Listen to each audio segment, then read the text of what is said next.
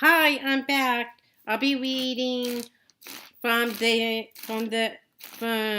Genesis chapter 8. Genesis chapter 8. The flood recedes. But God remembered Noah and all the animals in the boat. He sent a wind to blow across the waters, and the floods began to disappear. The underground water sources ceased their gushing, and the torrential rain stopped, so the flood gradually began to recede. After 150 days, exactly 5 months from the time the flood began, the boat came to rest on the mountains of Ararat. 2.5 months later, as the waters continued to go down, other mountain peaks began to appear.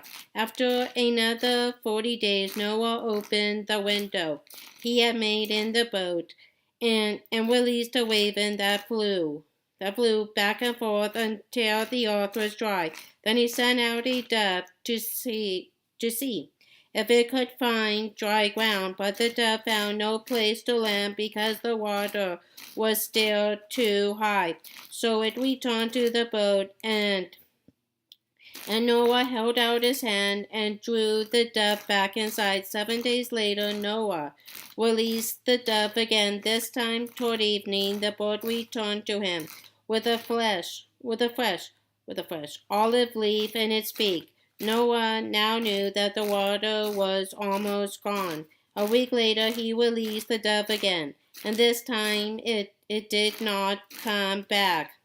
Finally, when Noah was 601 years old, 10.5 months after the flood began, Noah lifted back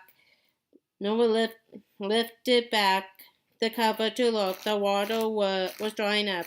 2 more months went by, and at last the earth was dry. Then God said to Noah, "Leave the boat, all of you. Release all the animals and birds so they can breed and reproduce in great numbers."